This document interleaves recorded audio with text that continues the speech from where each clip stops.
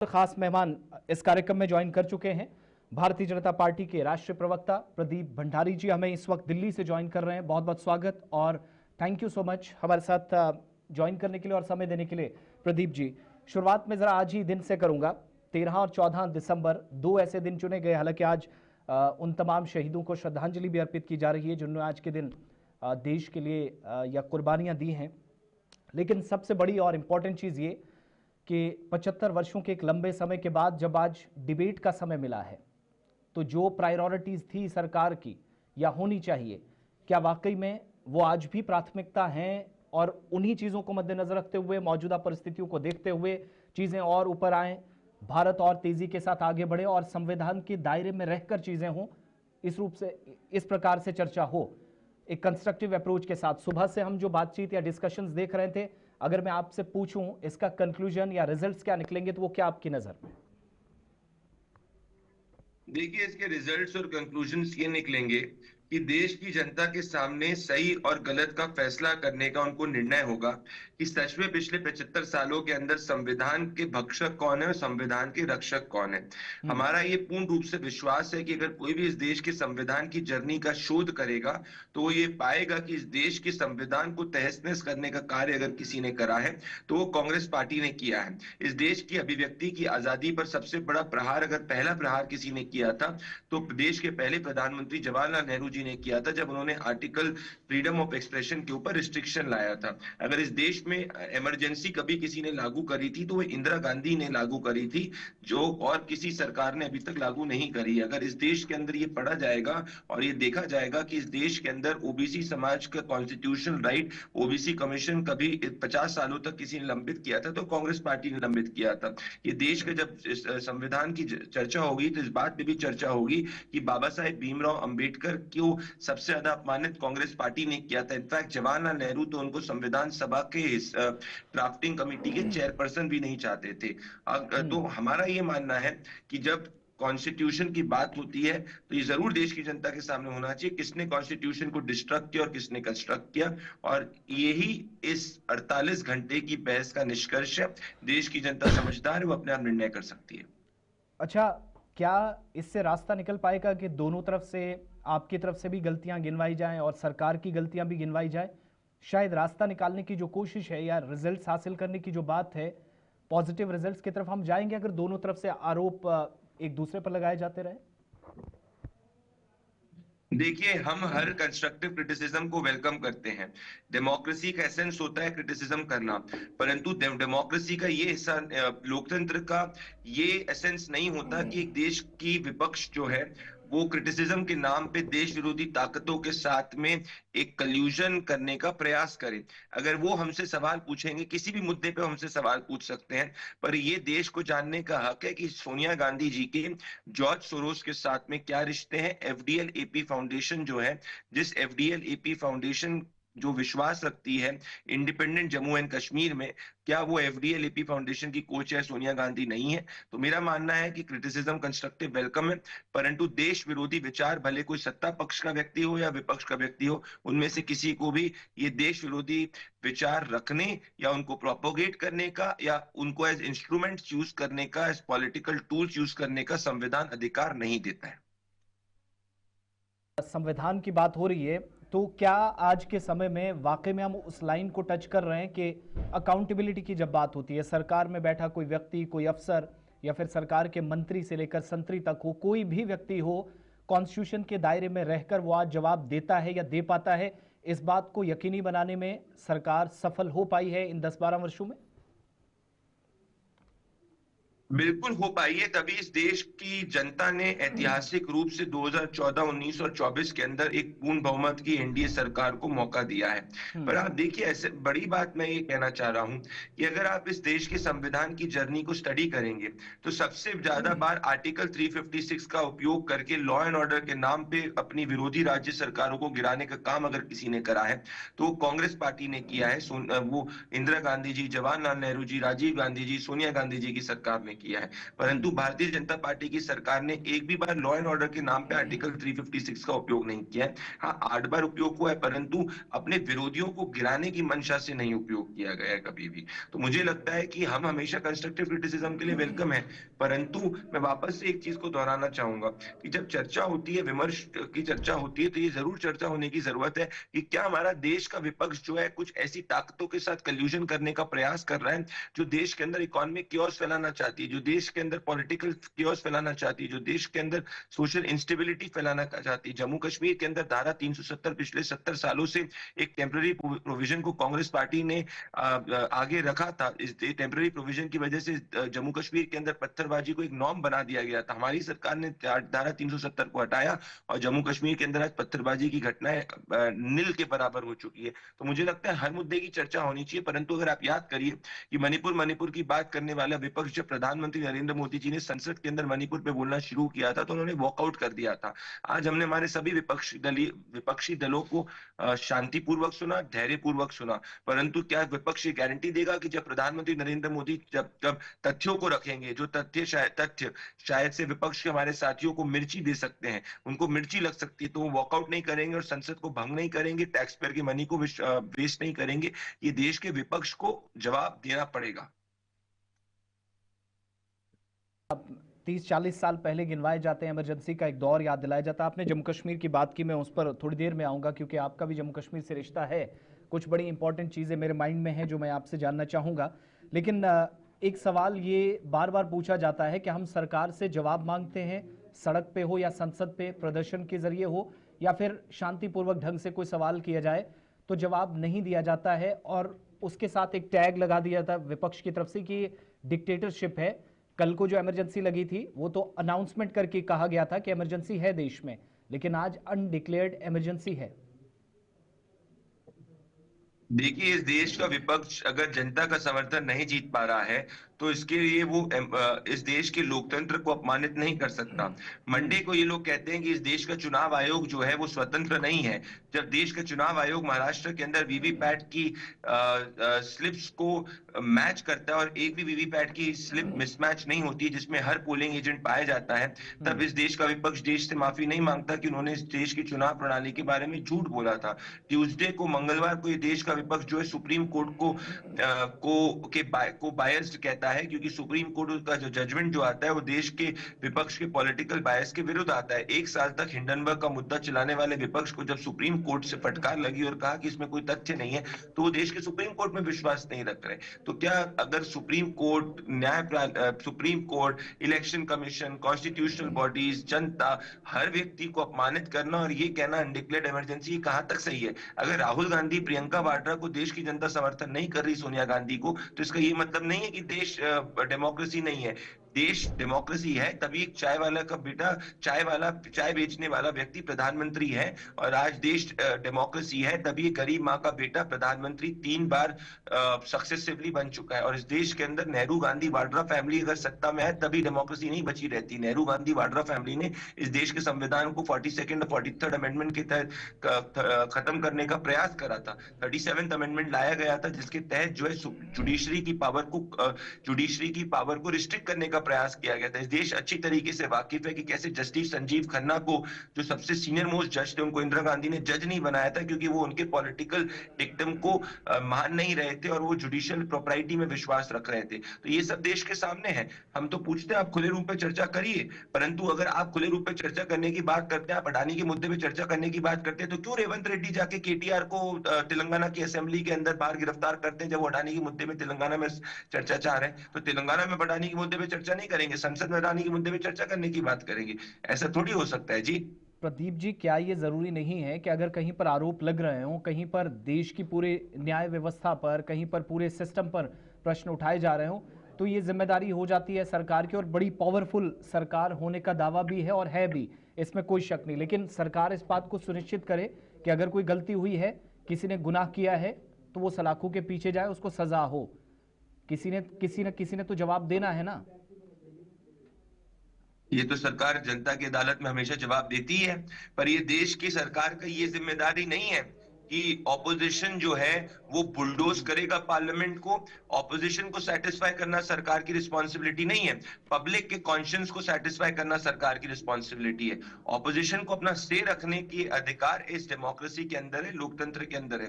The opposition can have its say, but the government will have its way. That's the rule of the parliament. अच्छा, आपने judiciary की तरफ आप गए हैं, तो जुडिशरी से जुड़ा मेरा एक और सवाल कि अ, इन दिनों जो कुछ हम देख रहे हैं, अब 2025 की तरफ हम जा रहे हैं बहुत जल्द। ये 2024 ही नहीं, पिछले कुछ वर्षों में हमने देखा ये अलग अलग जगहों पर धार्मिक स्थलों का सर्वे करना, निचली अदालतों से फैसले आना, फिर जो आपके छोटे छोटे कंसर्न या आपसे जुड़े हुए जो संगठन हैं उनकी तरफ से अदालतों का रुख करना, इस पर आप खुद इंडिविजुअल कैपेसिटी में और पार्टी लेवल पर क्या सोचते हैं? क्या ये सही है सारा, जिस पर कल सुप्रीम कोर्ट की तरफ से एक इशारा भी एक ऑब्जर्वेशन में किया गया? मेरे हिसाब से सब जुडिस मामला और एक सब जुडिस मामले पे बोलने मेरे लिए सही नहीं रहेगा। इस देश के अंदर किसी को भी कोर्ट जाने का अधिकार है, सिविल कोर्ट और civil court, high court, supreme court जाने का, भले हिंदू हो, मुसलमान हो, क्रिश्चियन हो, ईसाई हो, सबको अधिकार है। इस देश को ये निर्णय करना चाहिए कि वक्फ जैसा कानून जो कांग्रेस पार्टी ने 2013 के अंदर अमेंडमेंट किया था अपनी तुष्टीकरण के वोट के लिए, जिसके तहत किसी की भी जमीन के ऊपर हत्या सकता है वक्फ बोर्ड, क्या वो देश के संविधान के हित में, क्या वो संवैधानिक है? बिल्कुल संवैधानिक नहीं है, तो उस पर भी चर्चा होनी चाहिए। हमारी राय स्पष्ट है, इस देश में किसी को भी कोर्ट जाने का अधिकार है और जो कोर्ट निर्णय करती है वो हम सबको स्वीकारना होता है। हम कोर्ट के प्रोसीडिंग्स के अंदर कांग्रेस पार्टी जैसे इंटरफेयर नहीं करते। अच्छा, आज भी जब इस बात को दोहराया गया, हालांकि अदालत में मामला है, ज्यादा बात इस पर नहीं की जा सकती, लेकिन लाइन वही टच की गई, चाहे वो अखिलेश यादव हो या फिर प्रियंका गांधी हो, कि माइनॉरिटीज को जिस हिसाब से सताया गया, फर्जी एनकाउंटर हुए, सबसे ज्यादा प्रभावित अगर कोई हुआ तो माइनॉरिटीज हुई, सर्वे से बात शुरू हुई थी, यहां तक पहुंच गई।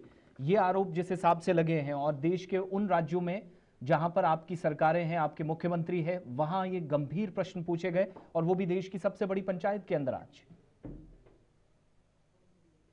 अखिलेश यादव, प्रियंका वाड्रा मुसलमान विरोधी, माइनॉरिटी विरोधी नेता है, जो उन मुसलमानों के वोट को तुष्टीकरण के रूप में इस्तेमाल करते हैं, परंतु मुसलमानों का भला नहीं करना चाहते। ये मुसलमान समाज के विचारकों को सोचना होगा कि पिछले 70 सालों में कांग्रेस पार्टी और समाजवादी पार्टी ने बिना तुष्टीकरण के क्या दिया उनको, क्या उनकी सामाजिक और आर्थिक स्थिति को इंप्रूव किया? नहीं किया। शाहबानों के वक्त में जब न्याय के लिए खड़ा होना पड़ा था तो ये सब फंडामेंटलिस्ट के साथ में खड़े हुए थे।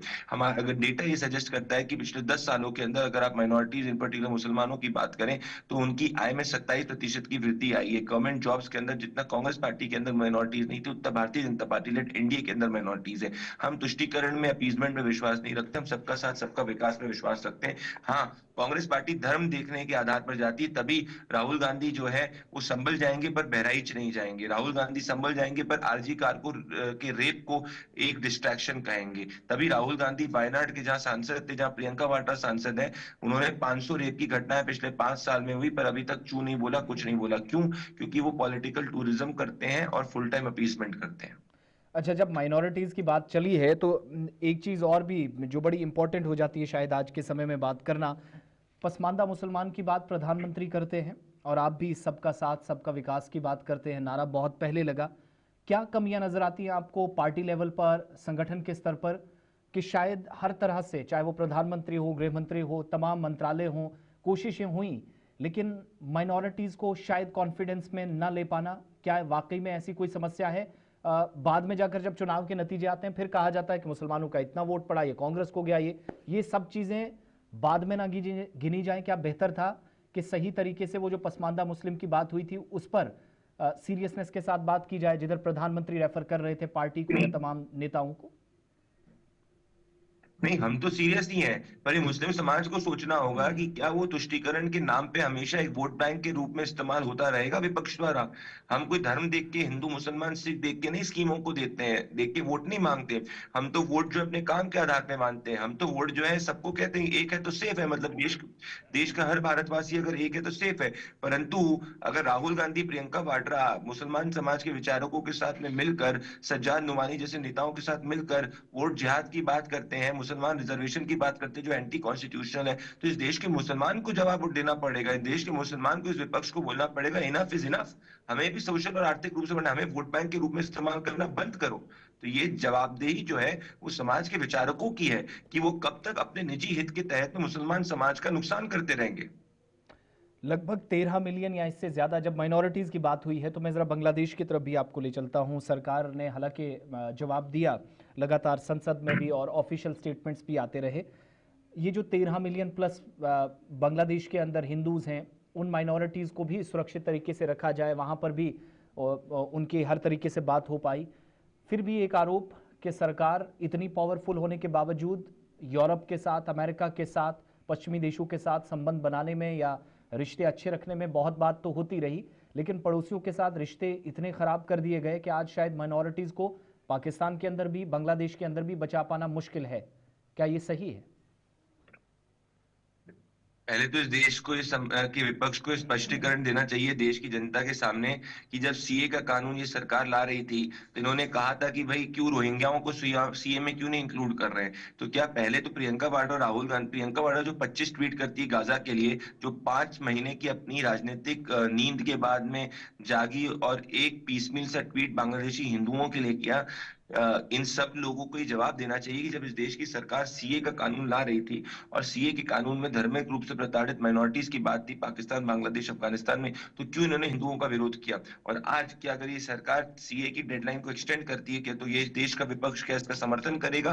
पहले ये अपनी नियत को तो साफ करें। ये कौन होते हैं हमसे सवाल पूछने वाले? प्रधानमंत्री नरेंद्र मोदी इकलौते ऐसे प्रधानमंत्री हैं जिन्होंने जब यूनुस जी ने शपथ ली तो बोला कि हिंदुओं पर टारगेटेड रूप से हिंसा को रोकिए। अभी कुछ समय पहले हमारे फॉरेन सेक्रेटरी गए, उन्होंने बांग्लादेश के प्रीमियर के एडवाइजर के साथ मीटिंग करी और बांग्लादेश की सरकार को पहली बार अपने आंकड़े को रिवील करना पड़ा। आज बांग्लादेश पे ग्लोबल प्रेशर है कि रिलीजियसली टारगेटेड माइनॉरिटीज, जो पर्टिकुलरली हिंदूज पे जो हमले हो रहे हैं, उसको रोके, जिसमें हिंदुस्तान का साथ यूनाइटेड स्टेट्स ऑफ अमेरिका और बाकी देश भी दे रहे हैं। परंतु राहुल गांधी, प्रियंका वाड्रा ने तो देश के अंदर जब इस पे बहस हुई और जब देश के अंदर इस मुद्दे के बारे में विमर्श होने का प्रयास हुआ तो इन लोगों ने तो कहा कि भाई हिंदू कैसे धार्मिक रूप से प्रताड़ित हो सकता है। तो आज ये क्या बोलेंगे? इनको क्यों आज हिंदू याद आ गए? क्योंकि इनको लग रहा है कि वही चुनाव आ रहे हैं, चुनावी रूप से हिंदुओं का vote low. That is the तो रियलिटी। क्या सरकार ये जो जिस हिसाब से आपने पॉलिसीज बनाई थी कि प्रताड़ित लोगों को लाया जाएगा, अब आज के समय में ये जो लोग प्रभावित हुए हैं, पार्टी स्तर पर भी या सरकार के स्तर पर कोई इस तरह का कदम या पॉलिसी आने वाले समय में हम देखेंगे कि मैक्सिमम लोग बच सकें और जो लोग प्रभावित हुए हैं उनको भारत लाया जाए, या कोई तैयारी इस तरह की? सरकार इस पूरे के पूरे मामले में बांग्लादेश में हो रहे हिंदुओं पे धार्मिक रूप से प्रताड़ना पर काफी चिंतित है और इसके ऊपर डे टू डे की नजर रख रही है, और जो उचित डिप्लोमेटिक और स्टेप लेना होगा सरकार लेगी, वेइंग इनटू ऑल फैक्टर्स।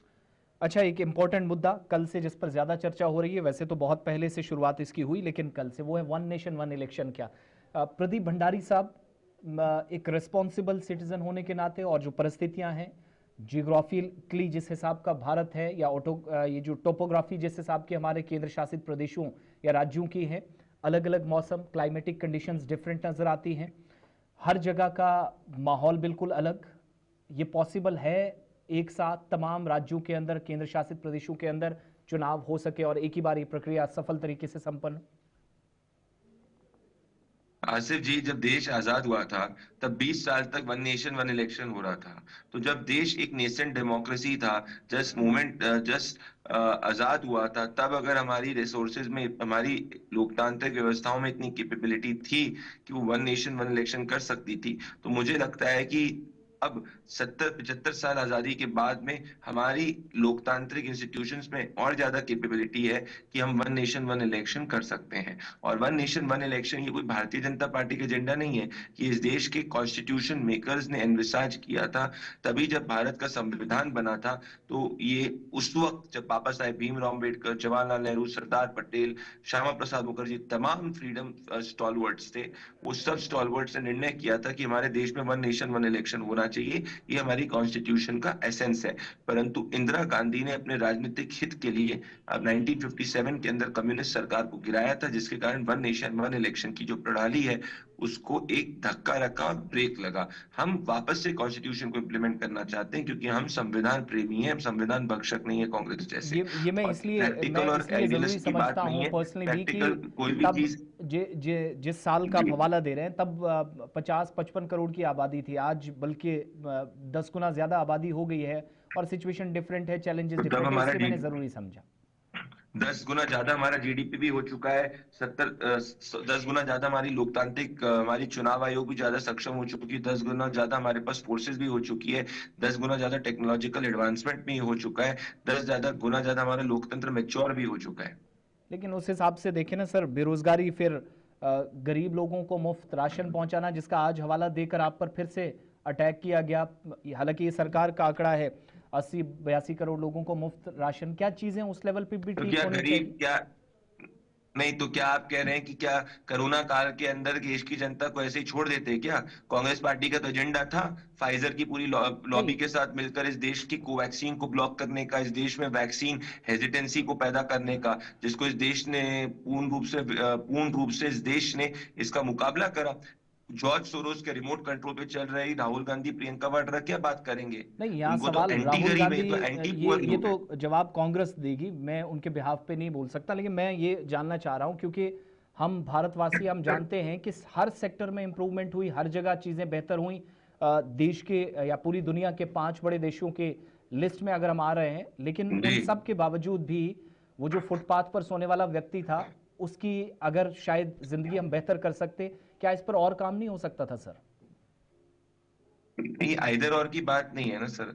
अगर उसकी जिंदगी तो पहले से बेहतर हुई, तभी जितनी आजादी के बाद से लेकर अभी तक घर नहीं बने उतने ज्यादा में बने। आजादी से लेकर अभी तक जितने टॉयलेट नहीं बने उतने 10 साल में बने। पर कैपिटा इनकम जितनी 10 साल में बढ़ी, उससे 10 साल के पहले में ज्यादा बढ़ी। देश आज टॉप 5 अर्थव्यवस्था के अंदर पहुंच चुका है। कांग्रेस पार्टी 11वीं अर्थव्यवस्था पर छोड़कर गई थी।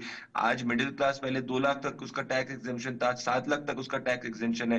पहले उसको आयुष्मान के नाम पे बीमा नहीं मिलता था, आज उसको आयुष्मान के नाम पे बीमा मिल रहा है। तो देश, अगर आप घूमेंगे, बाहर ट्रैवल करेंगे, आप देखेंगे देश के अंदर लोग जो हैं वो आगे बढ़ रहे हैं और उनके जीवन शैली में बेहतर इंप्रूवमेंट आ रहा है, और देश की सरकार देश के करीब के साथ उसके सुख और दुख में खड़ी हुई है। ठीक है, मैं अभी ये लास्ट में। मैं नहीं कह रहा, ये वर्ल्ड बैंक से लेके आईएमएफ से लेके हर हर ग्लोबल बॉडी जो दुनिया ठीक की है, डिफरेंट इकोनॉमीज को रिपोर्ट्स ट्रैक इस पर है, करती है बड़ा वो कह वास्ट रही है। टॉपिक है। मैं मैं फाइनली जम्मू लास्ट कश्मीर की। क्वेश्चन लूंगा मैं जी। जी जी बिल्कुल, लास्ट में मैं जम्मू कश्मीर को लेकर पूछ रहा हूँ। जम्मू कश्मीर के अंदर चुनाव भी हो गए, लंबे समय के बाद चुनाव, सरकार भी बन चुकी है। लेकिन एक्सपेक्टेशंस लोगों की है कि अब सरकार कोशिश करे। प्रधानमंत्री ने श्रीनगर में वादा किया योगा दिवस पर, गृह मंत्री की तरफ से लगातार जो मंत्री आते रहे कि राज्य का दर्जा उनकी प्राथमिकता है और हालात सही होंगे तो सब कुछ ठीक कर दिया जाएगा। इससे बेहतर हालात नहीं हो सकते। लोग अच्छे तरीके से आज ज़िंदगी गुजार रहे हैं, पहले के मुकाबले सिक्योरिटी सिचुएशन इंप्रूव हुई है। पत्थरबाजी की घटनाएं, जिसका बार बार आप हवाला देते हैं, ख़त्म हुई, हड़तालें ख़त्म हुई, स्ट्राइक्स, हुर्रियत की कॉल्स, और ये सारा सिलसिला बंद हुआ। तो फिर शायद सही वक्त आ गया है। कितना और वक्त लग सकता है? तकरीबन जम्मू कश्मीर के लोगों का इंतज़ार ख़त्म हो के अब स्टेटहुड वाला वो वादा पूरा ही हो जाए। उमर अब्दुल्ला को भी विश्वास है, जो जम्मू कश्मीर के चीफ मिनिस्टर हैं, कि केंद्र की सरकार स्टेटहुड देगी। हम स्टेटहुड के प्रति कमिटेड हैं। आप इसको ड्यू प्रोसेस ऑफ टाइम में देखेंगे इम्प्लीमेंट होते हुए, जब भी जो स्टेक होल्डर्स हैं वो उस निष्कर्ष और निर्णय पे पहुंचेंगे, whether it is at the union level और the state level. Pradeep Bhandari ji, बहुत बहुत शुक्रिया, थैंक यू सो मच हमारे साथ ज्वाइन करने के लिए, समय देने के लिए। धन्यवाद। ज़ाती मसरूफियात के बावजूद भी आप हमारे साथ रहे। राष्ट्रीय प्रवक्ता, भारतीय जनता पार्टी, दिल्ली से हमें ज्वाइन किए।